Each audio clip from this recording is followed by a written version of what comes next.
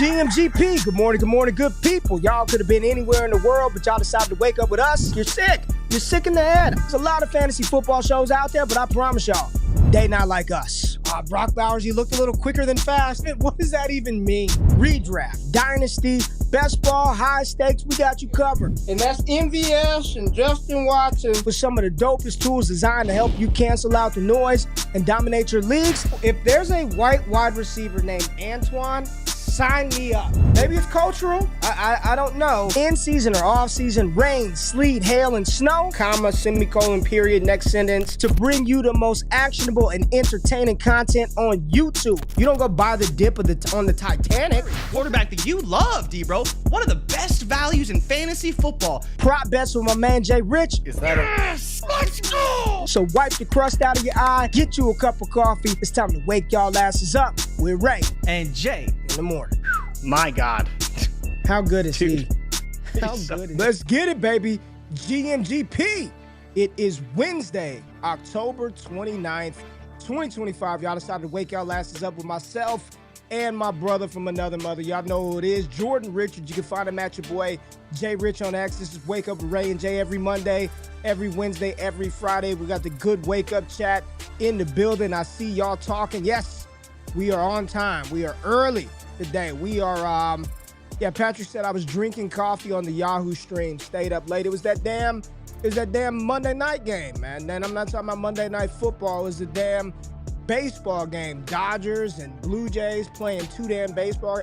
JRich, the game was 7 hours long, man. Almost a full work. They had to bring meat trays out to the players. They fixed sandwiches, cold cuts, because they were so damn hungry. I mean, we're both struggling here from that Monday night game, but we got the good people in the building, and we got a dope show on tap for y'all today. All rookies. We're tiering them. We're ranking them. We're having real, honest conversations about these dudes and how they're going to translate to your dynasty teams rest of this season and in seasons beyond this one. Patrick, what's up with you? Jimbo, GMGP to you, my friend. How you doing, Jimbo? I see Jacob in the building. I don't know who some of these people are. There's Jorge right there. I think this is Johnny. This is Johnny. Right, rolling with Johnny. We got Rico, New York Jets fan for life. All this, the way YouTube has changed us around. I don't like it, Jay. I need you to see if there's something we could do on the back end and get their damn names back. I don't like the ad sale. I don't know who the hell some of these people are, but we appreciate you being in the building. Hit the thumbs up button, like the stream. JRich, how you doing this morning, man? I'm all right. You know, still recovering from that Monday night game. Yeah, you talked about it. It's 8 p.m. Eastern time till 3 a.m. almost when Freddie Freeman finally put me out of my misery and hit that walk-off home run. And let me tell you, people, I did not care at all the Dodgers won. It was just the longest game I feel like I've ever watched. And I watched when the Dodgers played against the Red Sox back in 2018. I watched the entire game, but that game was very different from the one that we watched on Monday night. It was a brutal game, though. It felt like the Dodgers were going to win it anyways, and just the Jays couldn't do hardly anything late in that game. So I'm thankful that it is over. I'm thankful the Jays tied it up, and Ray, it's coming back to Toronto. So yeah, Game 6, are you Game going? 7, you know. Are you going to go? Maybe if there's a GoFundMe in my name to go to that game, because I don't have like $3,000 to spend on tickets. I think the get-in price alone is already like $1,600 US. Man, that's not that bad, man, to get in. If you don't mind sitting in the nosebleeds, it's not that bad. Damn, I mean, we were looking I'm at, talking about for the top, like the top of the top. we You were want to go looking lower at, bowl? You're looking at probably at least 3,000. we were looking at some WrestleMania tickets for Vegas. Yeah. Bro. the deposit for the fam was like $2,000 just to deposit to then pick your seat that you got to pay another. I was like, yeah, we'll just stick to the local house shows here in Dallas. There will be no WrestleMania for the old GQ household here in April. But JRich, we got a lot to talk about, man. And as we were building out the show sheet, we were just so ready to talk to the rookies. I forgot that we had a Monday Night Football game. Like, did we? Who played on Monday night? It was the Chiefs game. Chiefs Commanders. First I thought it was the damn Packers. I'm like, was it the Packers that played? Chiefs Commanders. So I guess let's get to the news, and then we'll go Chiefs Commanders really quickly. Your big takeaways from that. And didn't you forget, like, we don't even have that in the show sheet. That game, so it's crazy, right? Is that game ended before the Jays-Dodgers game was supposed to end, right? Because that was obviously a long game anyways, and then it was extended to a second game. Yeah, it's funny, but I completely forgot we had Monday Night Football. I mean, it was a garbage game in the second half. So first half was more competitive. Let's get to some news, some quick news items. JRich, Lamar Jackson supposed to be in tomorrow. Lamar Jackson back on the field. Yes, Lamar Jackson is back against the Miami Dolphins, Ray. So the question is, are we going to get the good Miami Dolphins or are we going to get the bad Miami Dolphins? Because I believe that Lamar is like one of 3 or 4 quarterbacks who has a perfect passer rating against the same team multiple times. I know that Tom Brady's done it. Lamar Jackson, of course, has done it against the Miami Dolphins. So I fully expect him to have a good game in this contest. But yeah, Ravens favored by, I believe, 7 points in this game, Ray, over the Dolphins, who, to be fair to them, did look good against Atlanta. They did look good against Atlanta, but that is Atlanta. It's not Lamar Jackson. You never know what you're going to get. It was Kirk Cousins, and they did look good versus them. JRich, there was also some news that one of our beloved wide receiver stars, finally, a month after suffering his torn ACL, Malik Nabers did undergo successful surgery for his damaged knee. That happened earlier this season, so Nabers is now on his way to recovery. How do you feel about this? A month after it happened, early vibes on Nabers for 2026. Just early vibes, feelings about Nabers in 26. I mean, so I was doing the math in my head, right? And I'm just thinking like, okay, December, January, February, March, April, count those months out. May, June, July. It's like, okay, we're at 8 months. Fingers, baby. How many? 9 months all the way to August. It's like, you know, you want a year, right? That's, you know, the general practice. You want a year. But ACLs can recover in like 9 months, you know, and he can be okay. But I think the problem is that, you know, in the case of Nabers, right, young receiver, which I think is important. So he'll probably heal relatively fast compared to some of the older guys who get these ACL injuries. And I think the problem then will be is, what is his cost? Because we'll probably get the Stephon Diggs, oh, he's looking good in training camp. Oh, he's doing everything right at practice. No setbacks. And at that point, Malik Nabers is probably I'd say probably a 3rd round pick at worst in redraft. Even coming off this ACL injury, if he's looking good, he's practicing in training camp. At that point, he's probably going to void for me just because, again, there's potential risk, there's potential for setback, there's potential for, you know, just anything that could go wrong with the ACL injuries or them holding him back intentionally because he's coming off a major injury. It'll be interesting to see how it pans out. But yeah, I mean, they couldn't do the surgery because of the swelling. For anyone who was unaware why he hadn't had surgery yet, it's because of the swelling around the knee. They have to wait, then they clean it up, and it's all good. But hopefully it allows all of his other ailments to heal. He had the shoulder, he's had the toe. Can we get surgery on that toe, Ray? Is that possible? Because we've been dealing with the toe as well. I think he had a couple. Yeah, like you say, he had a couple of ailments that he'll be able to take care of. So hopefully when he's back, he's full strength. He's Malik Nabers. He's the guy that we saw his rookie year. He's the guy that we believed he could be in his second year. I'm glad he had the successful surgery. Patrick said he tore his ACL in August, had surgery in October, and made it back for the next season back in high school. That's Patrick in the Wake Up chat. So, I mean, if Patrick could do it, I think Malik Nabers would be. I'm going to text him after this and make sure he's all right. Text him after this. JRich, we also had some more injury-related news, and while it doesn't impact us directly for fantasy, it kind of does from the offensive side of the ball for the teams that this team will be facing without Patrick Surtain, who torn pec, I believe, was the diagnosis of his injury. He's not going to land on IR, but is probably going to miss a couple of weeks. I guess that's the silver lining that he won't go on IR. He's going to. These jerseys are nasty too. Just FYI. They're so good, man. They're so sick. These are elite color combinations with the helmet too. These are elite jerseys. What do you think this does for the Denver defense and teams that are going to be going up against the Denver Broncos? It's definitely concerning, right? We're about to find out just how important the defensive player of the year really is to this Broncos team. You know, even against Dallas, right? Could you imagine what Dak Prescott would probably be able to do with Pat Surtain not on the field? Not on the field. And granted, he did miss parts of the game. He was in and out. But the bigger thing right now is how does this impact the game planning? Now, the one thing is this week they're playing Houston, then they have Vegas, then they have Kansas City. So the Houston one is interesting because I think the pass rush will still get home, and that will help out the secondary, and especially on the back end, to limit those deeper plays and those longer plays against this Houston team. Against Vegas, we're not really too concerned. I think they'll be able to do their thing against Vegas. And then it's Kansas City. They'll probably struggle in that game. And then they have the bye week. So he's not going to go on IR because they have 4 weeks until the next game. But because it's a bye, there's no reason to put him on IR because he would be forced, I believe, to miss the Washington game if they put him on bye, IR. right? Yeah. Yeah, and he'd be out for 5 weeks at that point. So it's not a bad stretch for the Broncos. Like, definitely still can win 2 of the 3 games. The KC game is going to be tough, even though that one is at home. But I think for us in fantasy, it's something we won't necessarily talk about, but we're going to really find out just how good this Denver Broncos defense is. Because if they struggle in the secondary, it could be good for fantasy because it may force the Broncos to ultimately put up more points. And maybe better for offenses going against them, right? Like, correct. I'm not saying I'm starting Houston players against them or Raiders players against them, but I feel much better starting my KC assets against a team or a Denver team that's not going to have Pat Surtain on the field. Agreed. JRich, one more piece of injury news. Also had successful recovery. Cam Skattebo for his dislocated ankle, and there were a couple of other things I believe that were reported were injured when he was tackled in this game against Philadelphia on Sunday. But spirits seem to be high. Everybody is excited about his return. He said he's doing good, but successful surgery on that ankle for Cam Skattebo. Yeah, so he was placed on IR yesterday with that dislocated ankle, but he also suffered a fibula fracture and a deltoid ligament rupture. So the fracture is not a big deal. That's a 6-month injury. Once he's back, he's fine. He's back. It is potentially the ligament issue. Could potentially cause some concerns there.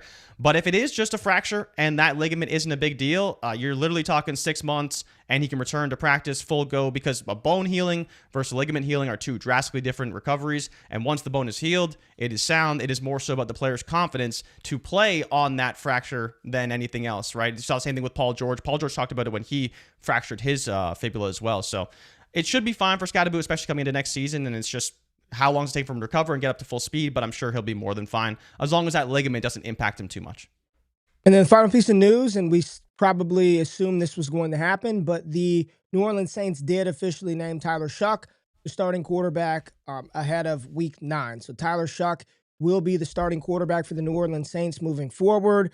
I saw a tweet that captured the Spencer Rattler experience just beautifully. It was like, he wasn't the only reason why the Saints were losing. He wasn't the worst quarterback in the NFL, but he also didn't give the Saints a reason to not make a switch.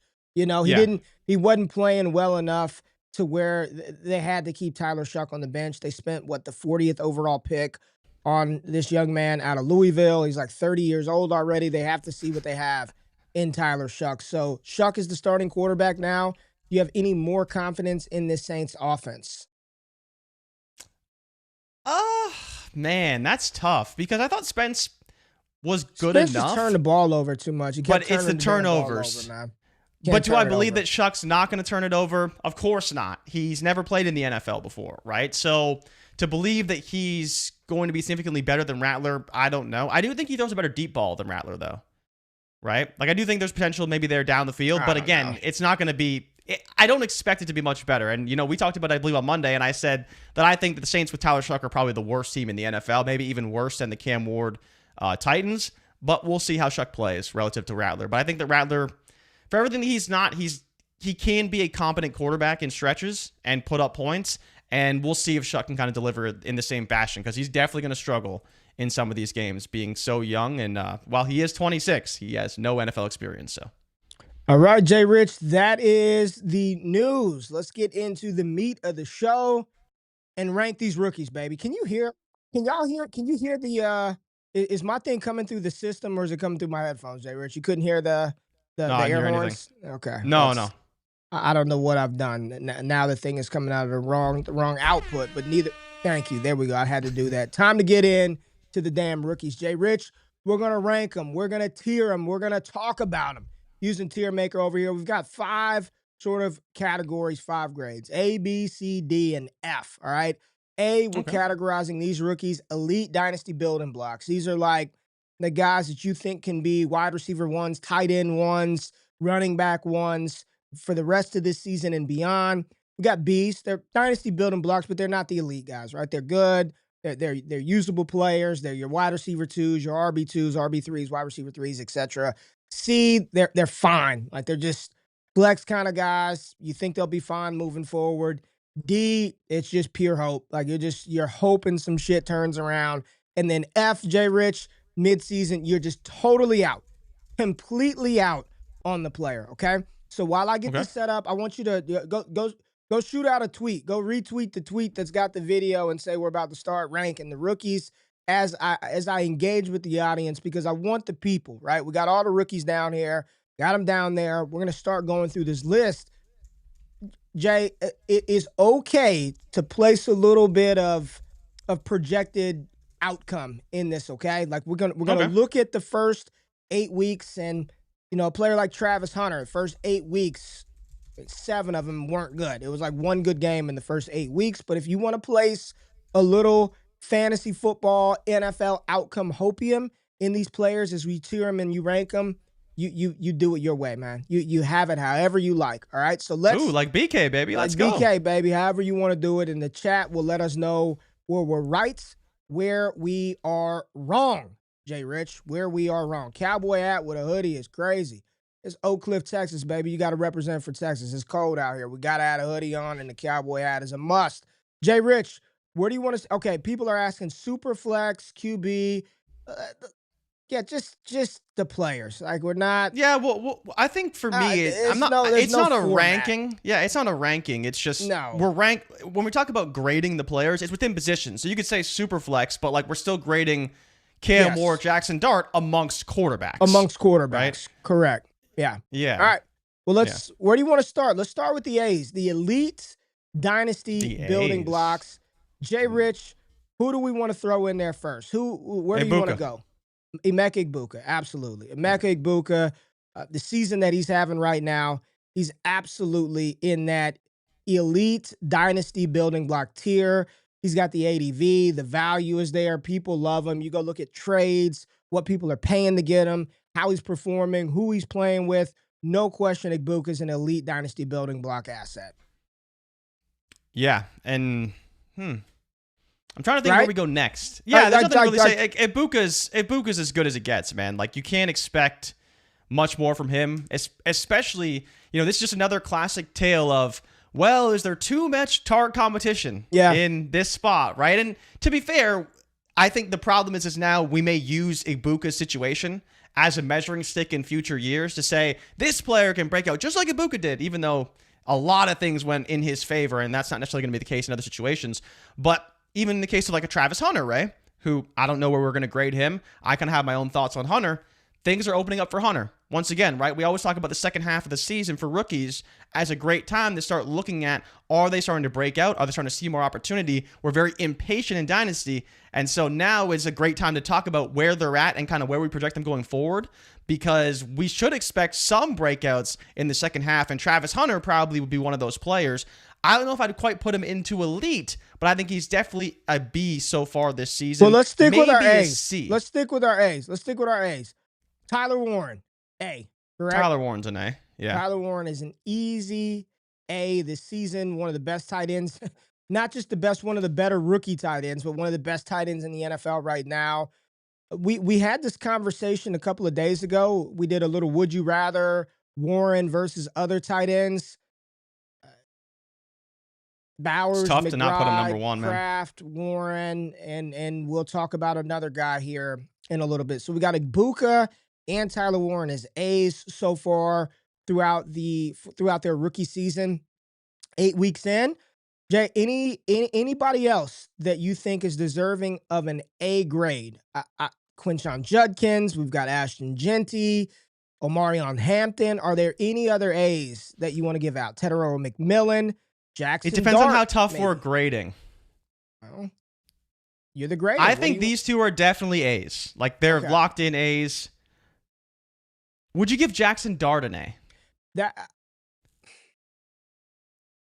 Listen. Because the thing is, for fantasy, he's been very good. He's had, in his, 5 starts, he scored a passing touchdown and a rushing touchdown, in every game. In almost all of them, yeah. And if not all. You've been able to stream him as a top 12 option easily. I think Jackson Dart is a dynasty building block piece, 100%. Yeah. 100%. I think he's not perfect. I don't think he is. He's tied for third in rushing touchdowns amongst all rookies. I'm going to put Dart. We could move it around later, but right now Jackson Dart gets an A for his rookie grade. Coming in off the bench week 3, I think it was week 4, to play as well as he has. You've been able to start him. Like you've legitimately been able to start him. I think Jackson Dart is an A. Absolutely. At least right now, going through this, I'd put Jackson Dart in the A category. Any other A grades you want to hand out? I kind of want to give Hampton an A, and I also want to give Judkins an A. All right, let's get Omarion Hampton in the A tier. In elite dynasty building block, Quinshon Judkins, you want him in the A tier as well. If you put Hampton and Judkins in there, how do you not have Ashton Jeanty in there? Because I just don't view him the same. I just don't think they're the same right now. What would be your case for putting him, for saying they are comparable in terms of I think Judkins is tough because he plays for the Browns, but what he's done is easily the most impressive of all the rookie running backs.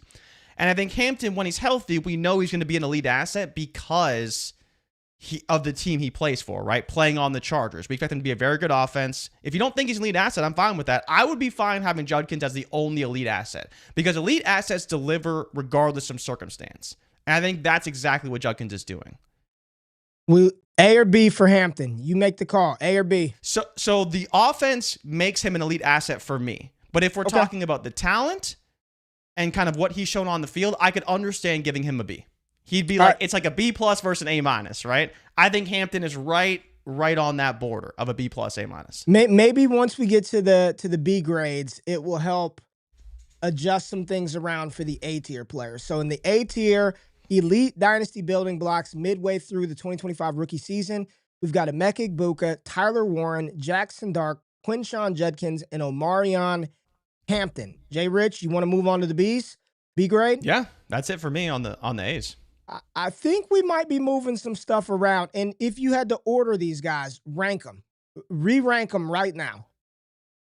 Egbuka would be probably 1, Hampton 2, Judkins 3, Warren 4, Dart 5. That's how you would have them. Probably, yeah.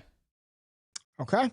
All right. I will come back through and do some editing. I'll grade the paper once we're done. Let's move on to the B grade players. These are dynasty building blocks for sure. Maybe not elite yet, but they've got the potential. But right now, you're like, man, you are a solid B. That could be B, B+, B-. They are assets that you absolutely unequivocally want. Dynasty building blocks may not be elite yet, but you want them. So let's look at the list and let me start throwing some names up here. Oronde Gadsden. Yeah. B. Definitely put him in there. Even though he's only started 3 games, that 3-game sample size that we've seen in conjunction with, he did have another high target game prior to the 3-week stretch.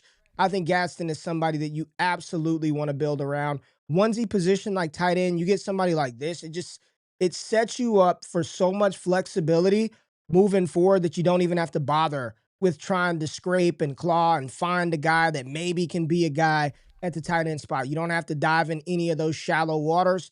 You've got you an absolute monster tethered to a dope quarterback. Oronde Gadsden, absolutely. Yep, he's got more receiving yards and the same amount of touchdowns as Harold Fannin on the season. Well, and he's played significantly less than Harold Fannin has. Well, what do you want to do with Harold Fannin? People said we should have had him inside of our top 10 rookies going into week 8. Harold Fannin, a B? I think if we're grading him, he has to be a B. Absolutely. I don't know if I would be as high on his prospects going forward, but based off what he's done so far this season, I believe he's leading all rookies in receptions on the year. Yeah, he actually has one more reception than McMillan, so he's leading all of them. He's the only thing they have cooking right now in Cleveland offensively. Judy can't catch the ball. How many receptions? Over, under 15 receptions for Judy this year. I don't even know. How many damn catches does he have? I honestly don't know either. It may be look up under. Judy's stats while I do. I have no idea. But anytime I turn on the Browns, the only people I see catching the ball is either Harold Fannin or Jamari Thrash. That's it. Where's Judy at on the season? How many receptions? 22 receptions for 257 yards. 22 catches in 8 games. I mean, Jamar Chase had 22 targets last week. Rough out there in Cleveland. Rough. So we've got Oronde Gadsden the second. Did you know he had a dad that played in the NFL? Did you know that? Did you know that? I heard it on the broadcast, but I didn't know that. You did not know that. Okay. No. Yeah. Harold Fannin Jr., a B. Ashton Jeanty, JRich, the RB1 in the 2025 NFL Draft. Jeanty, B grade. B yeah, grade? he's got to get a B. All right, Ashton Jeanty. Do you feel that that he turns it on and he becomes this elite? Where's his KTC ranked top 3 Dynasty running back, top 4? You think he really is that? He hits that and produces to that level the second half of the season? No, to be honest. I wouldn't say I'm very confident in a Raiders resurgence in the second half. They play in the AFC West, which is tough. Their schedule, as a result, is also tough because I believe they are playing the NFC East this season. So we know those games are all going to be tough. So it's tough for the Raiders, right? It's just not a good situation for them right now. I don't believe that Jeanty's necessarily going to turn it on. This offensive line isn't improving. The quarterback play from Geno Smith has been dreadful, honestly, this season. So it's just a bad circumstance. I believe he still has more yards after contact than actual rushing yards on the season. So that alone tells you just how bad the offensive line is for the Raiders. But Jeanty's for sure a B. Another player, since we're looking at him right now, Ray, that I think I'm curious your thoughts on is how would you feel about Bill Krosky-Merritt? Would you give him a B? Because I think if we're grading his season thus far, I believe he is top 3 or top 4 in rushing yards and attempts. So he's 4th in attempts and 4th in yards, and he also has 4 rushing touchdowns, tied for 3rd with Jackson Dart, drastically outperforming a lot of players. Now, again, Hampton is injured, but he is outperforming Ashton Jeanty right now. I know this is going to be a little hypocritical, but I don't know if he's a dynasty building block, though. Like, I feel like all these other guys, like, I'm going to do stuff with my roster with Gadsden. Like, I may add another tight end around Fannin, but I feel good if I have Fannin. Even if you don't think Jeanty's going to hit this elite ceiling this season, you feel really good about him being. I don't feel that way about Krosky-Merritt. Like, he just doesn't feel like the type of. They can easily go upgrade. He was a 7th round pick. Yeah. I feel like they could easily upgrade him. I would give Bill like a C+ and put him in the good but not great category. Yeah, he is a player that we're happy to have for this season, but don't want necessarily next season, depending on how things shake out. I won't even say I don't want him going in the next season.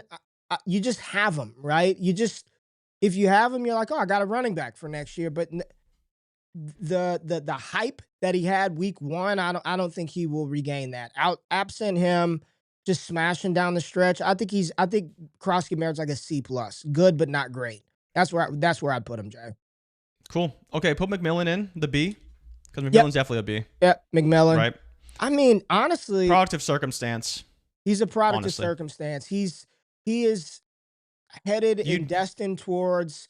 Remember the range. Remember, if you go think back to Trinity a couple of years ago, where Garrett Wilson lived, where Olave lived, where London lived, his usage score is actually quite high.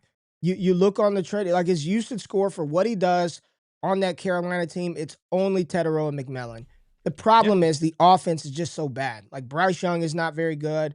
Andy Dalton stinks. So all the usage just isn't really translating to fantasy points. But he's getting all of it. Like he is dominating that slice of the pie in Carolina. He is a dynasty builder. I still, this is just me. In the process, this was my wide receiver 1. I thought he'd be a really good NFL player. He feels to me, I don't know if they shouldn't get another guy at some point, right? He feels like he probably needs somebody else around him as well to help take the pressure off of him a little bit too. Yeah, it feels like when T. Higgins got that rookie season in 2020 with Joe Burrow, and he was the one, and he was really good. And then the very next year, they turned around and said, "We're going to get Jamar Chase," and like it opened things up for the offense. Jordan Tyson maybe in Carolina, 8 to 10 range. I don't wish Tyson on Carolina or Tennessee at all. So I'm with you. I think McMillan, given the circumstances, he's been really, really good. He's a building block. I give Ted a B as well. Teterow McMillan a B as well.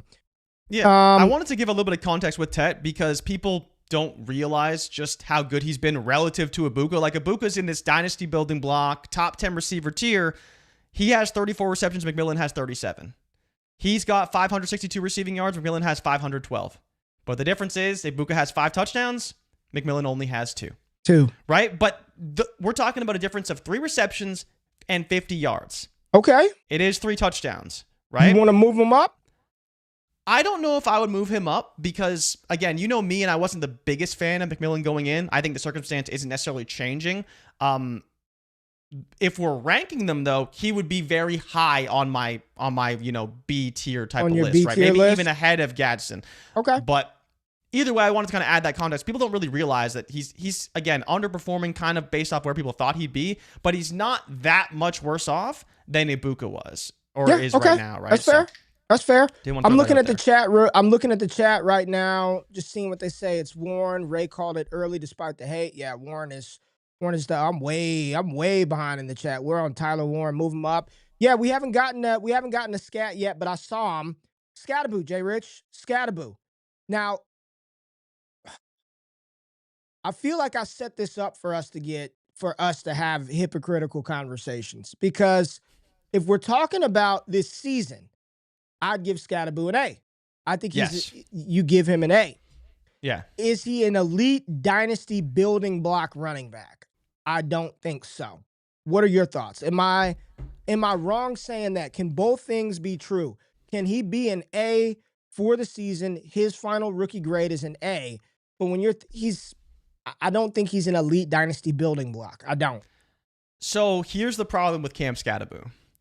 If he didn't get hurt, by the end of the season, he would be an elite producer at the running back position. Probably. Because he has produced at an elite level. But he's never probably going to have the value that you want from your elite asset. So you're choosing between putting him in the B tier, 1, because he's injured, 2, because he's not a highly drafted, highly sought after player. I still don't think people are going to be trading first for Cam Scataboo. They might, because the craze may get there, but I don't think he's going to be that kind of player. Did you listen to Dynasty Theory that Mitch Sorensen will? Mitch is all in. Give it. I'm giving it all up for that Scataboo. He loves him. I like Scataboo a lot, and that's where he's an elite producer, and he definitely could be high on people's rankings, like even going into next season. I'm not concerned about Scataboo. Like, I think he's going to produce. I think Dable knows exactly how to utilize him. I would be a little bit worried with a coordinator change, going from Kafka or going to someone else. But I think in terms of what he's done, I gave him the A+, but in terms of going forward, he's probably a B. Okay. Because of the injury and some minor concerns as to kind of what they do going forward. I'm looking at the chat. Chat is saying Cam Scataboo has to be in the B tier. Fannin should be C. Scataboo B tier. 270 watching, Kevin, and not even 50 likes. Come on, hit the like button. Hit the thumbs up button. It takes y'all half a second to do that. Much love. Appreciate you, Kev. If Tet was in Tampa Bay, would he be at the same level as Ibuka? I think there are a couple of things at play with McMillan, if we're being honest. It's not just the touchdowns. People look at Baker Mayfield and they're like, I would just rather have the receiver tethered to Baker Mayfield in that offense over Bryce Young in Carolina. And I think that's the big thing that kind of holds McMillan back, is he is a Carolina Panther. His quarterback is somebody that people don't really care for. We know it's not a high-flying offense. How many times has Bryce Young thrown for 300 yards in a game? I just think that negatively impacts the perception of McMillan. So if Tet were in Tampa Bay, yeah, he'd be at the same level. If he were in Los Angeles, right, he'd be at the same level. But unfortunately, he's in Carolina, and that's eating him up. So we'll leave Scataboo in the B tier, and here's why I think he is still a building block. Even if you don't believe that he's going to have the same juice when he comes back from the injury, there's probably 6 other league mates who do. And having a player like that people want, those are assets that you want. Sometimes you're drafting guys and you're acquiring guys just so somebody else can pay you something for them. So I'm fine with Scat in the B section. Let's go to Travis Hunter. JRich, Trav. B tier. When I did my rookie grades for the first quarter, I think I gave him like a D or an F based on what we thought. Where's Travis Hunter now? Because the first half of his rookie season Like, it really hasn't been good. It was the Week 7 matchup against the Rams across the pond where we saw him play like an elite, a good wide receiver. But where would you grade him for his first half of his rookie season and thinking about Dynasty and tiering him? I'd give him a B. Yeah. I'd give him a B. People can say it was just one game, but that one game makes a huge difference based off just like how he stacks up with other rookies. He's 6th amongst rookies in receptions. He's 6th in yards, right? And I think going forward, we project him to have a very big role in this offense, right? And so just from that alone, it's like you can say it's been disappointing. You could say he hasn't been playing very well, but like a lot of these rookies are struggling. And there's players that we're going to put in the C and D tier that were, still drafted very high. There's players that aren't even in our tiers that were drafted high because they haven't even produced 10 receptions or they haven't, had 100 yards on the season. Like, because I'm not going to include every rookie in the tier list, but Hunter, for everything that people talk about how he struggled and how he hasn't been able to acclimate very well, like his stats kind of say otherwise. And he actually is performing at a reasonably high level. So for me, Travis Hunter is absolutely a B. A player I do want your thoughts on though, because when I was going through the stats for these players, I was really shocked. But where would you grade Mason Taylor?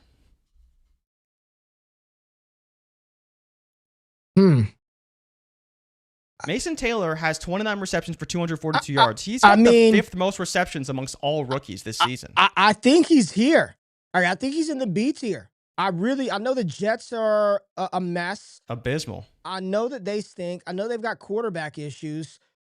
I think Mason Taylor has shown that he is a starting caliber tight end in this NFL with big time upside. If I had Mason Taylor, like I would, yes, you would love to have Gadsden, and yes, some people love Harold Fannin. I would be pretty happy if I missed out on Warren and I waited and didn't take Colston Loveland and I just ended up with Mason Taylor. I do believe that this is a tight end that going into 2026, he's going to be valued as a top 12 tight end in Dynasty. I believe that. Yeah, so I'm glad you said that because he's a player for me that, I don't watch a lot of Jets games, and especially with the way that Fields has played, there's not a whole lot to like here. But Mason Taylor's numbers are still very surprising. And I don't know if I'd quite put him at the B tier, but he's certainly right at the top of the C tier. Like, he's right there. For me at least. And it just depends on kind of how sharp we want to be with the B tier and how we want to grade Mason. But like, he actually is performing very well. And that's not relative to just tight ends. That's relative to the entire rookie class. I think he is right? in the tier. Like, I know you could put him in the B tier if you wanted, but just no one cares about Mason Taylor right now, and deservingly so. But to think that Taylor, here's my thing. Gadsden plays with fucking Justin Herbert, man. You know what I'm saying? Like, he's playing with a top 5 quarterback in the NFL and deserves. Say it again, right? He's getting it done, right? Taylor's playing with nothing, man. And what did you say his numbers were? Like, these are good receiving numbers, period. 29 receptions, 242 yards. So the yards, of course, is low, but we talk about Harold Fannin, Ray, as this top tight end. Yeah. Right? How is Harold Fannin, with his 38 receptions for 352 yards and 2 touchdowns, much different than Mason Taylor's 29 receptions for 242 yards and a touchdown? They really aren't that different. The difference is volume. And you could say, oh, well, Fannin has this established role in this offense. Like, well, Fannin's not playing with fucking Garrett Wilson on the team. And while Dylan Gabriel isn't a good quarterback, he actually looks to Fannin a lot because he can't throw to the sidelines and he can't throw down the field. So the only players who are open are David Njoku and Harold Fannin over the middle. That's not necessarily the case for Mason Taylor because Fields does throw sideline to sideline. He does throw to everybody within the offense. He's just not a very good quarterback. So if you want to put Taylor at B, I'm all for it. His numbers are very surprising. I'm leaving him in the B tier. And I hope people realize that while but I'm leaving him in the B spot. I think for what he's doing as a rookie tight end in one of the worst offensive situations in the NFL, I would want Mason Taylor. I'm leaving him in the B tier. I'm leaving him in the B tier. He's at the back. There's a reason why when you tier, right? If I had to pick between Gadsden or Taylor, I would take Gadsden, right? I would take the better offense. I would take that player, 100%. but I would not be sad about getting Mason Taylor. I wouldn't. I would not. All right, Jay, we got to take a break real quick. We got to take a break. We'll see if any other players fit inside of that kind of dynasty building block B tier for their midseason grade. Hit the thumbs up button, like the stream, comment, rock out with us. We'll be right back after the break.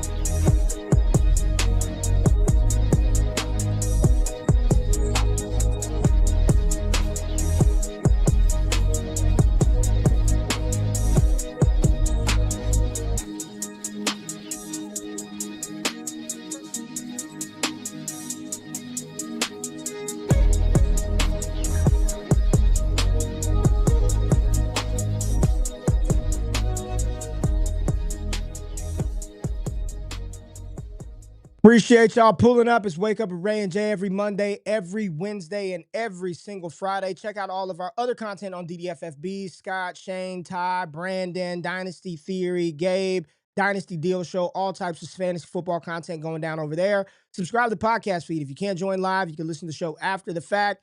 Apple, Google, Spotify, Stitcher, wherever you get your podcast from. And then more content on this channel. JRich, we got to keep it rolling, man. Got to keep it rolling.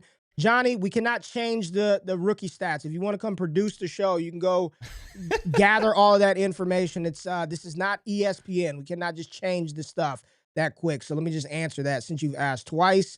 JRich, back to the rookie tiers, rankings, conversation, how good these rookies have been throughout their rookie season. Matthew Golden, first-round receiver. JRich, where does Matthew Golden land on this list?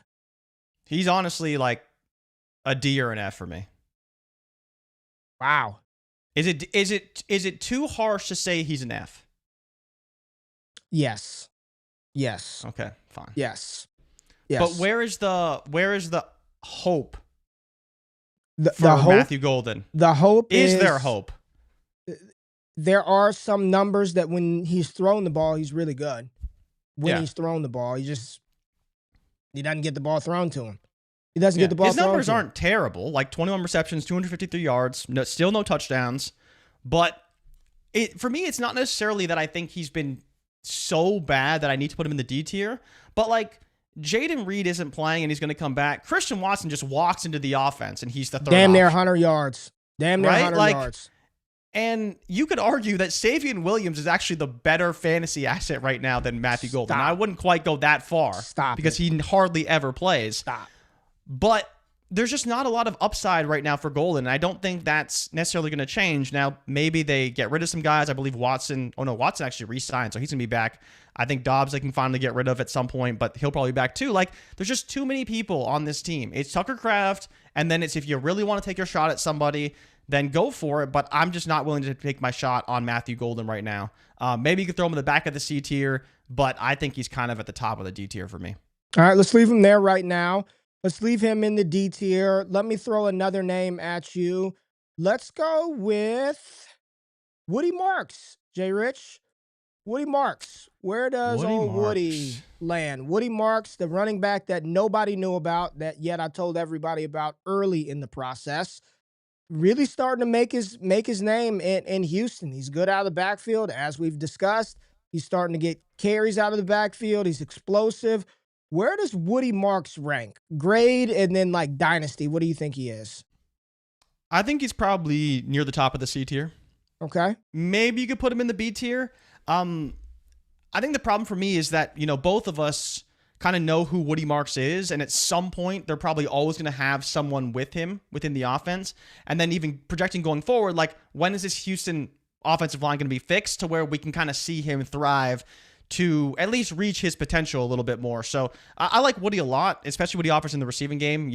Even compared to Hampton, he catches quite a few passes. Yeah. And he's clearly better than Henderson right now. And while I don't want to put Henderson in the D tier, it's looking that way so far. But Marks, I think, is firmly in the C tier, and especially for his dynasty value going forward.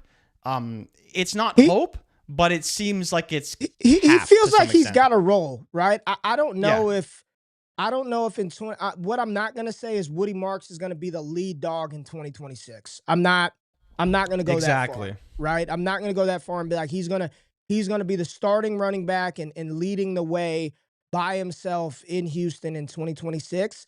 But he does feel like he's got a role now, and that role will stick, right? Like that role is going to stick regardless if they bring in another rusher, they go sign some veteran running back. Like Woody's he's got his role, and I think it's a really good role. I'd probably give his grade like a B grade, but thinking about like the dynasty tier that he would be in, I think he's probably like in that C range for the running back spot. Yeah. No, I completely agree. So then where would you put your boy RJ Harvey? RJ? Grade?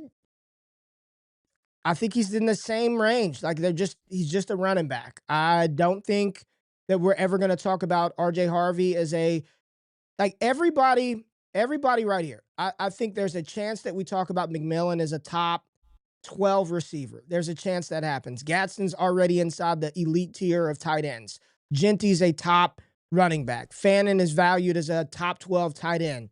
Scattaboo right outside of that, kind of top 15 range, and people love him. Hunter absolutely can be at least valued highly. And I think Taylor, again, my take on Taylor, where's this? Go look at his KTC rank right now. I just wonder where. Tight end 13. Tight so it's end interesting. 13. Gadsden is all the way up to tight end 6, right? So he rocketed up to 6. Fannon's at 8, and Taylor's at 13. Yeah, I think there's absolutely, you get into next season and people are talking about him as one of the top tight ends in for Dynasty. He's already valued at tight end 13.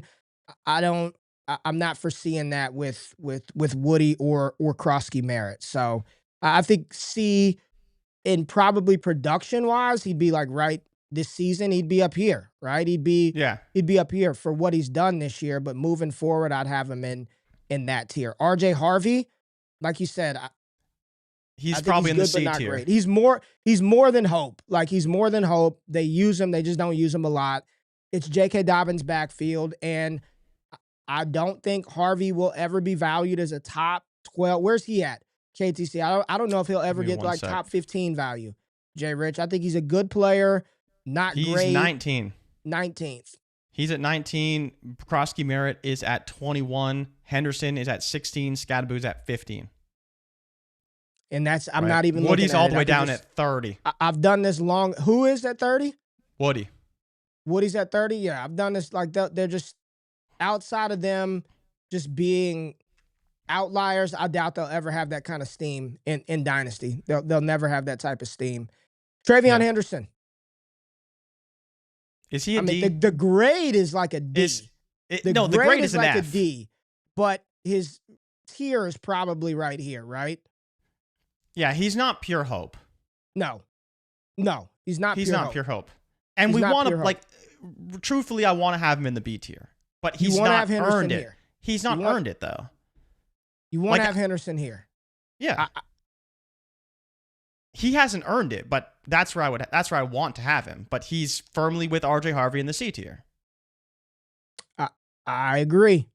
I agree. There's no other place to put him other than maybe D tier if you want to put him in the D tier. Of these 4 running backs, he is the one that if he does start to do well, I think he'd be at the top of that tier, like for sure. I mean he's at 16 right now and he stinks. Yeah, he was damn near there. Had he scored the touchdown and not fumbled the ball at the goal line, he probably would have been there right now. Yep. So I'm with you. Henderson right here.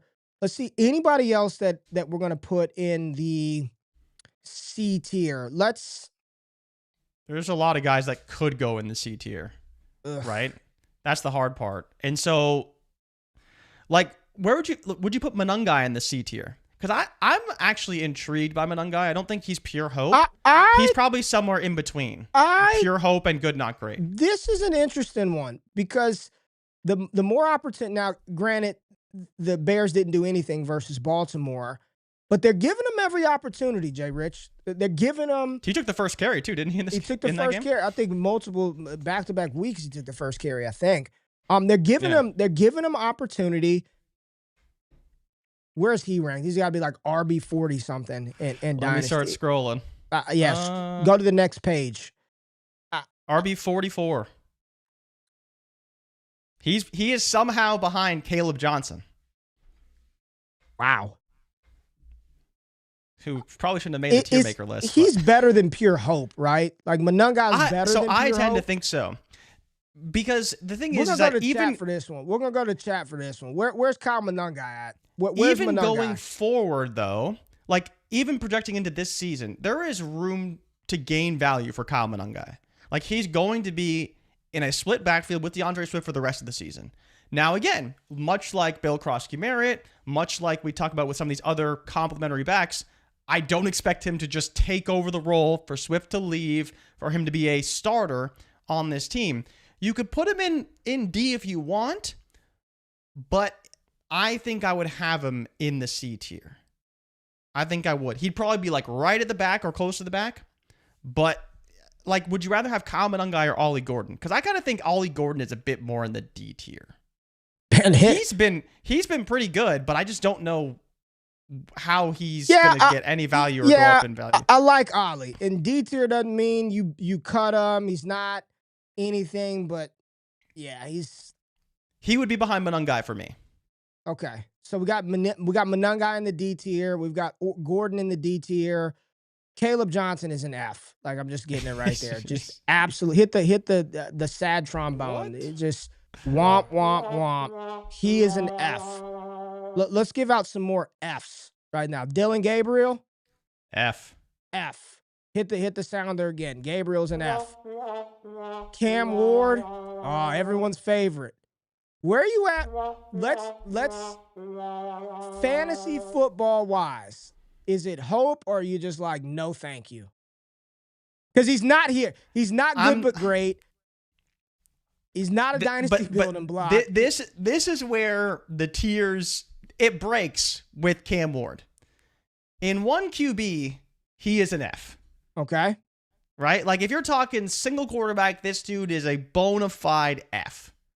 Right? But we play in Superflex leagues.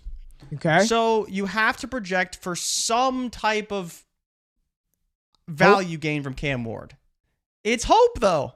It feels like hope. And, Ray, it's not to say you could possibly trade your Kyle Monunga for Cam Ward. No, you can't. But in what world is he even good, not great? Like, do you think that we're being too harsh on Cam Ward and we should have him in the C tier? No. He hasn't been good, but if he looks any better, he would be in the C tier. But he's not. He hasn't. Like, I want to know from the chat, it's not how much worse is Cam Ward than Henderson? Because that, to me, is like the comparable. I get it. It's not all his fault. The team is not very good around him. He's throwing to 2 rookie wide receivers. They can't really run the ball with Tony Pollard. I don't know what's going on with him. Defensively, they're a mess. They don't have their head coach anymore. We don't know who the head coach is going to be. But he has what's his highest fantasy finish of the season, Cam Ward? I'm going to go look it up right now. I'll go look it up right now. I don't even know what even right now, right? He's QB 19 on KTC. Like, how are you taking Cam Ward over Michael Penix in a startup? And I don't want either quarterback. Hope. His highest finish on the season, we've got 13 points in week 3 versus Indianapolis. He was QB 21.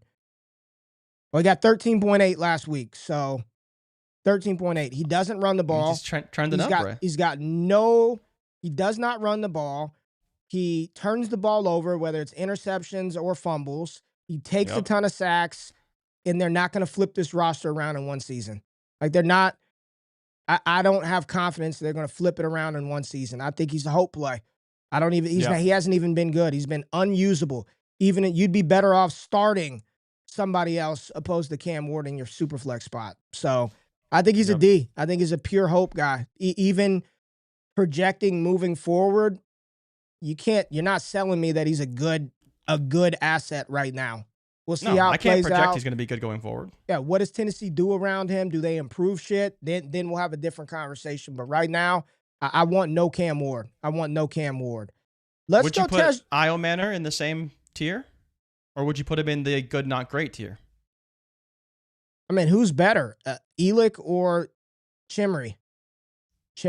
I mean, after this week, it's close because statistically they're both very close. DK's, man, I think Io Manor's a better asset today, but it could flip very soon. It could flip very soon. I honestly don't even know where to. I guess. I don't know where to put him. C, D, like right in the middle. I don't know where to put him. I don't know. Because I can't project bad, right? Like we were talking about Cam Ward, he's a projection. Well, these are his top weapons outside of Calvin Ridley, right? Where's Tez Johnson go? Where's Tez go? I'd put him in C tier. Tez C tier? Yeah. I think he's earned it. Tez C tier. I think he's earned it. Tez C tier. What about Luther Burden? Ooh. He's not pure hope to me, though. He's not pure hope. He's a second-year play. He is a post-DJ Moore play. That's what you're banking on. To be honest, would you rather like this. Golden or hold on. Burden? We'll do this. This season, let's keep the Dynasty long-term value out of it. This year, their grade, Tez Johnson, he's a C, right? He scored touchdowns. Yeah, he's a C. He's getting targets. Dynasty-wise, do you think Tez has staying power past the season, JRich?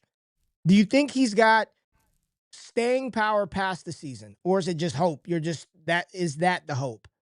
I think he does. Yeah. Okay. I think if he continues to perform the way he has, like, how much longer are the Bucs going to roll out Mike Evans and Chris Godwin? Probably not. Maybe they will. Probably not. Maybe they will. Longer. But I think like the X factor for Tez Johnson is actually not Chris Godwin and Mike Evans.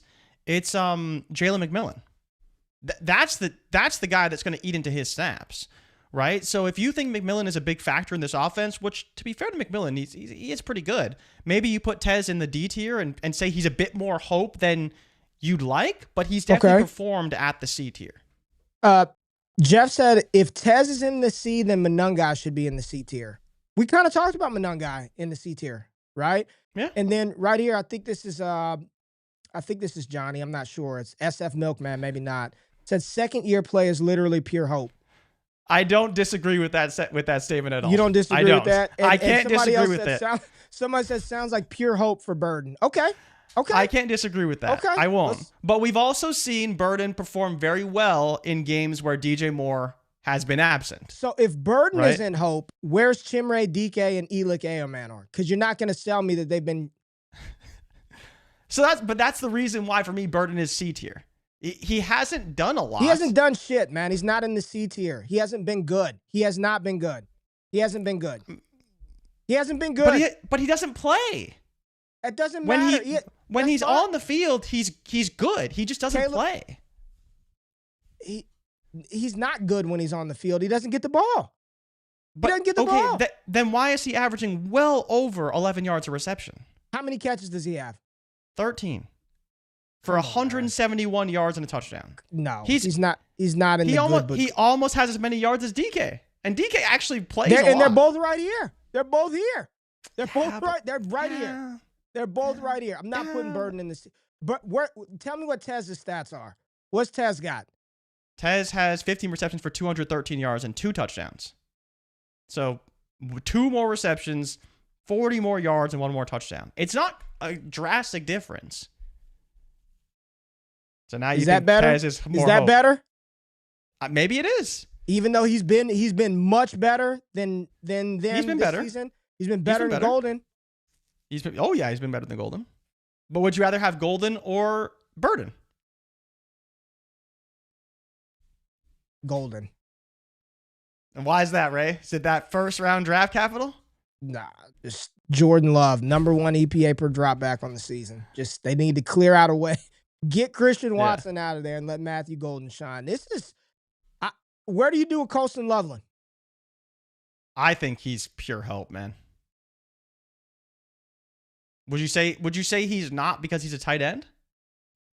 I mean, people hate that Mason Taylor right here at the back of the B tier for what he's done this year. What's Loveland done? He gets the first catch of every game. Every 11 game for 116. He gets how many catches? 11 for 116. He barely made the list. Tight ends normally take some time to get right, so I think he hasn't been good. He's no good. Sam Laporta, I'll tell you that. I think he's in the hope tier, but I have him higher up the priority list in that. Because he's a tight tier. end, right? And he's a first-round tight end. And he's a first-round tight end. Yes. Yeah. Somebody asked for Shador. Shador did not make the cut. There is no Shador headshot on the cut. Anybody? What do you do with Trey Harris? Hope. I think he's a bust. Bust for Trey Harris. Yeah. Wow. I think I'd be getting out if people want him. Because if we're talking about Gadsden as a B-tier building block, Ladd's not going anywhere. Nope. Gadsden's not going anywhere. Nope. QJ's not going anywhere. Nope. Like, you're talking about a player could replace Quentin Johnston when he's done on the Chargers, which is still, 2 years away? If he doesn't re-sign, which I'm 100% re-signing. Well, if you're the Chargers, I'm 100% trying to re-sign him. Like, you're a good schematic fit, right? Yeah. Like, you're a good fit. And then Keenan Allen's going to play for as long as he plays, and even if he doesn't play, then it just opens things up more for Ladd McConkey, not necessarily for Trey Harris.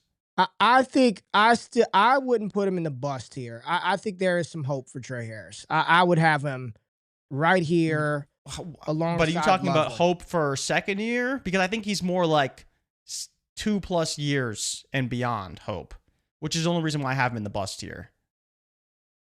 I don't think because I don't know. You can't. To me, bust is when you get on the field, you're awful, right? Like you have demonstrated you can't play. And that hasn't been Harris. He doesn't get a lot of opportunity, but when they throw him the ball, he's scored a touchdown. He's out there, and they like us. I don't think he's a bust. I think the expectation maybe you had for him to come in and replace QJ, that was a little bit way too aggressive, right? It's a very long-term play. Right, but I think he's more of a hope play than a bust. I'm gonna move Harris out of the bust range. I don't think he's been a bust, especially if you're gonna have Loveland in there and Burden, who hasn't done much of anything. Oh, the hope tier is massive, right? You could throw Jaden Higgins in the hope tier. You could throw Jalen Knoll in the hope tier. You think Knoll is hope? I think so. You think Knoll is in the same tier as Loveland and Golden and Harris and Ward and Monungai? You think Knoll's in that tier? For me, yeah. I think he got his first opportunity. Ray, you know that he has more receptions and yards than Jaden Higgins on the season, right? Yeah, I do know that. Yes. How is that possible? Higgins has been playing all year. And Higgins and Knoll comes on the field. Hey, are we sure Cam Ward is not in this tier? Hey, I'm not going to fight you on F tier for Cam Ward. I'm not. Sure? Are we sure he's not in that tier? The only reason why he's not is because he's a rookie quarterback and he's first overall pick, and we play in Superflex leagues. So there is hope for Cam Ward. But it is as the tier is described, it is pure hope. Man. All right. Elijah Arroyo. I don't want to say bust, but I really don't like this offense beyond JSN. Like, he just hasn't done a whole lot. I mean, it's hope. He's a tight end. He's hope. Because he's a tight end, it's hope. It's hope. Right? Jadon Blue. So, what's interesting, right? This kind of surprised me. I didn't realize that he had 22 carries on the season. Yeah, they give him the ball. He gets the ball a little bit. I mean, you don't watch Cowboys? Not a whole lot. I mean, I ain't focused on them too much. But yeah, I'm curious what people would do with him. He's getting the ball more than I realized, and that's why I include him on the list, also being a Cowboy. But would you say he's a bust? Like, would you even take a flyer on him if he was on waivers? Yes, absolutely. There's okay. Some, yes. So then you're not a bust, and you're not pure hope, right? Mm-hmm. For sure. I think we're being Smith, generous right now. I think we're being very generous right now. Okay. with hope and bust. I think we're being very generous. I'm moving Cam Ward down here. I'm just making the executive call. I am not going to fight you on that. I'm moving Cam Ward down there in the bust tier. I high key want to put Colston Loveland down here too, because there were people who said that's the tight end one. No way I'm taking Tyler Warren over Colston Loveland. Dynasty wise, sure, we could talk in a month and he's back up here. But so far, like if you drafted this dude because he was picked top 10 and Ben Johnson's gonna make him Sam Laporta right away, he's been a freaking bust, absolute bust, bust. And I like the skill set, but yeah, we're adjusting now. We're moving them around. We've got Basil Tootin, Gunnar Helm, Jaden Higgins. Who else do you want to tell? Where's Tootin go? This was supposed to be a dynasty, an elite dynasty pure asset. Hope. Yeah, Twitter told me this guy was going to take the job from ETN day one. Basil Tootin. Where's he at? Pure hope. Got him down here with Jadon Blue and Kyle Monungai. Would you put him in a tier with Harvey, with Woody, with Bill, with Henderson? Yeah, he's not even close, right? No. Not even close. No. He doesn't. He's not in that tier. No. He's down here. That's okay. He's in the hope tier. Jay, we got a couple more players left. We got Higgins, Gunnar Helm. We're not gonna put all of them in there. Samson, No Shador Sanders, Brashard Smith. Like, I don't want to give, like, Lane, sure, he's been a bust, but he hasn't played. Like, there was no expectation for him, so I'm not just trying to dog him out. I think Gunnar Helm has been pretty good for Tennessee, all things considered. He has been pretty good for Tennessee. Be a nice little hope play at tight end, a spot starter at the spot. Higgins. He's produced very similarly to DK. Who's that? Gunnar Helm? Yep. He's got one less reception, 20 less yards, and a touchdown. Dylan Sampson. Bust. Absolute bust. Just throw him in there. No, right? Sampson had 90 yards in week one. He had 90 yards in week one. He did. Was that rushing yards? Because he has 28 carries for 51 yards on the season. Ugh. Brashard Smith. No way. Brashard Smith. I mean, would you have him in the higher tier? Would you throw him in the C tier? Absolutely not. Absolutely not. That KC bump can't get him into the D tier. I mean, look at a big tier. Look at how robust the hope tier is. I mean, there's just, and these are guys that like nobody like you want, but not really. You know? Yeah. Sure. And then Elick, where are you putting Elick at? Hope. If DK's I would in consider hope, putting him in the C tier, but yeah, I just don't really like. We'll put him there because you want him there. So I wouldn't be shocked if he ends up being the like wide receiver one in the short term and DK's has some been value. The more utilized one over the last 2 weeks. Just letting you know. He has been more utilized. That's the problem. He's got way more usage than Elick. I don't know. I don't want any of them. So yeah, throw him down there. Throw him down in the hope tier. Just hope tier. Hope it up. Just hope it up. Yeah, right at the bottom. There it is. There it is. So, any adjustments, JRich? We got our A's, A tier, I want to B move Mason tier, Taylor C down. tier, D tier, F tier. Let's start with the Fs. Were we too hard on Loveland or Ward? No. Okay. I don't think so either. What did the chat say? Are we too harsh of graders for Colston, Loveland, and Ward? Nah. Let me go down here. DK over Ale Manor, Isaac Tesla. Yeah, Tesla could have been in there. I think he'd be in the hope tier. Samson was once thought of the 1B to Judkins. Bust. That's what somebody said. I agree. Yeah. All right. We preached that, and we were wrong. Tesla on his 3 receptions, a snub. Torrey Horton was a snub. Torrey Horton didn't make the reception threshold. He's only got 9. But he does have 3 touchdowns, so credit to him. JRich has thresholds, okay? So Horton is snub. You get some snubs. That makes the show fun. Tez got to be C tier. Do we want to move Tez up, JRich? People are saying Tez has got to be. Can we give Tez and Monungai some love here? Okay, let's do it. Let's go. I Tez think and both those guys. I think both those guys. Like again, in the way that I would rank them, and like the way that I would draft them and trade for them and value them, like I like Tez a lot, and I think I'm a little bit biased towards Tez. But we like the offense. We like the quarterback. We like what he's doing within the offense with the opportunity. It's just, can he overcome players coming back and still have a role within the offense? That's the hard part, and that's why people may view him as more of a hope player. But for the time that he's playing right now, like he's definitely worthy of a C. I think he's definitely worthy of a C. And we'll see how it shifts towards the end of the season. Do you want to move Do you want to move Mason Taylor down? We got somebody said Fannin. I kind of do. You want to move Taylor down? Okay, we can move him down. We can move him down. If we move Taylor down, then let's move Fannin down. Because if people are saying we should move down Fannin and Taylor, I'm on board. Because then we're taking him out of the Gadsden tier and saying, well, we're just not putting Gadsden in the Warren tier. Because that's kind of crazy. But we. So you want to put? I'm gonna just put them back to back just so we can see. You want to put these two tight ends here in the seat, good but not great. I think they should be viewed very similarly. Yeah. So the only people that you have here are your what is it? 2, 4, 6, 8, That's 10 my top 10 dynasty building blocks. Here it is, and we just did this top 10. Egbuka, Hampton, Judkins, Warren, Dart, McMillan, Gadsden, Jeanty, Scattaboo, Travis Hunter. The people said it should have been like this when we did that a week ago. Yeah. You disagree? No, I think I'd take Hunter over Fannin 100%.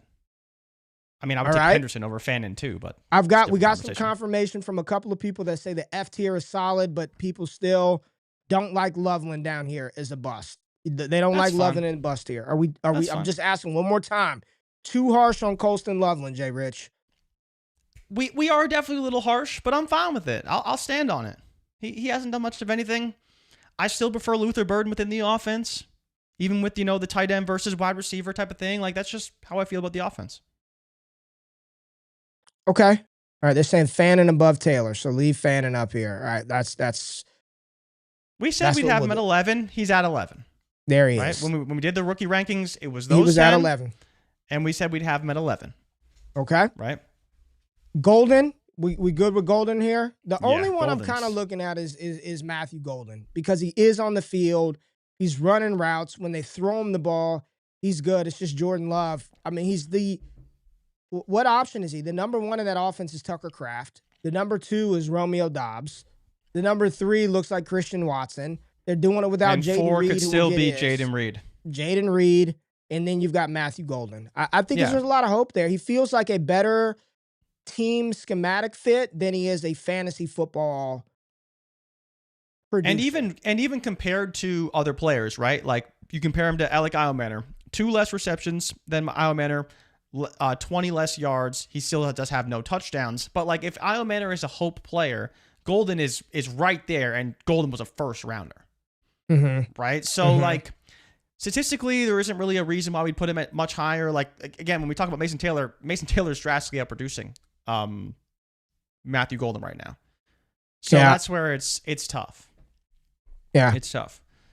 Yeah, people are saying Loveland maybe Golden can make it happen. London bust. Hunter's upside worth waiting for. Fannin, Tez is dope. Looks good. Okay.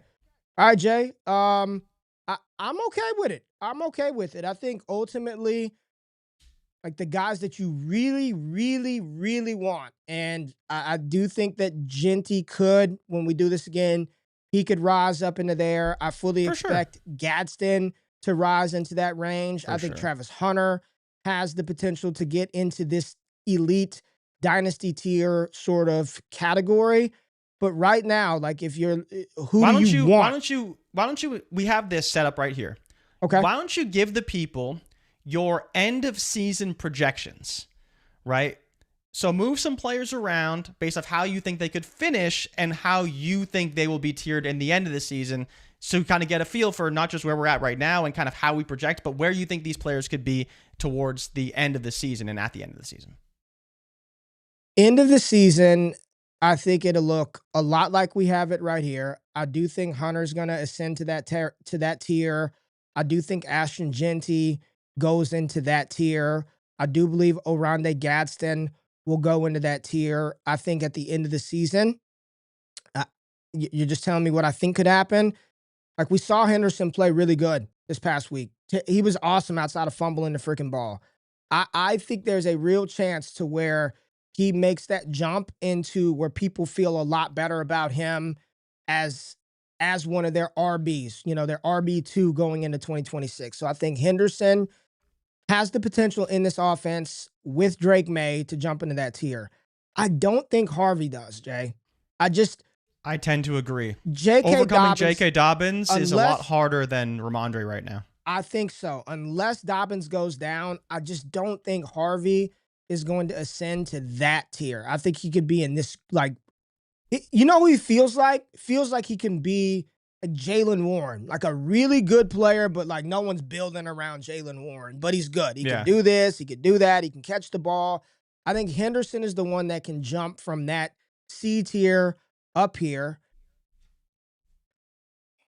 One of these receivers will. I don't know who it's going to be. I don't know if it's going to be Burden or Higgins or Knoll or Matthew Golden, but I think one of these receivers absolutely moves up. I would project Tez to stay in this range. I think there's a chance Taylor can move into this B range if we're dropping him down. Yep. And Woody Marks, I think the real conversation would be if he continues to play well. I don't know if Woody's going to jump into that B tier either. I think he could be like right there, JRich, like right in that range. And in the season, I do think the one that can make the biggest leap, the absolute biggest leap, would be Colston Loveland.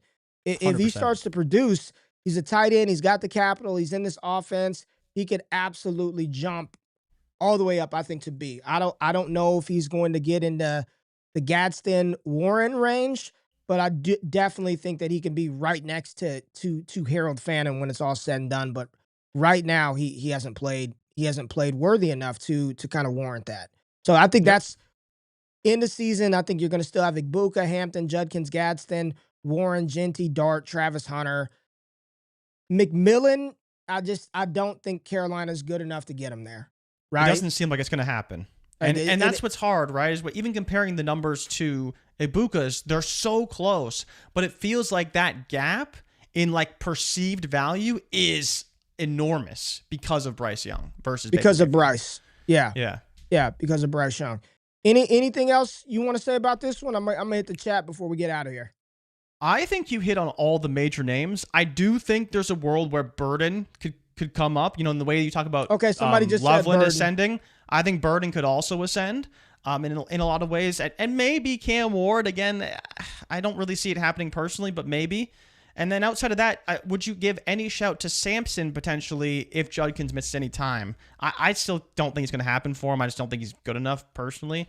But I think you hit on all the major names that could rise. The last one I do want to throw at you is Bill Krosky-Merritt.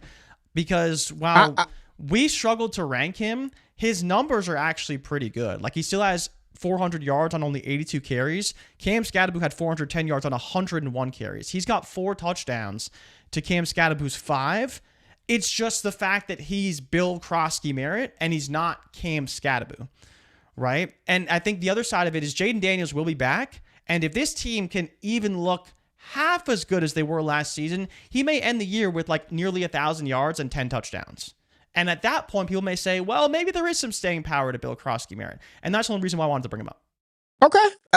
If he continues to play that well and he forces the Commanders to not, draft a running back as a high priority, then sure. And I don't know if they ever will, right? And we may never view him in that way. But if that ends up being the result, I don't know if I would be that shocked either. The issue for him is the lack of receiving role. Yeah. Because he has no receiving role, and the receiving back on the team is injured. Well, I guess Rodriguez now is the receiving back, but Eckler's obviously injured. Well, McNichols. Jeremy McNichols. Yeah, sorry, McNichols. McNichols, yeah. All right. Yeah. All right, JRich, good stuff. Hit the music, dude. Hit the music. Appreciate y'all being in the building, man. This was a little different speed, fun exercise, but we're at the middle of the season. We wanted to highlight and talk through some of the rookies and how they're performing, where we would grade them, rank them, tier them. Tough exercise to do that, JRich, but appreciate y'all people in the chat helping us out on this one. I keep seeing Burden could be a riser.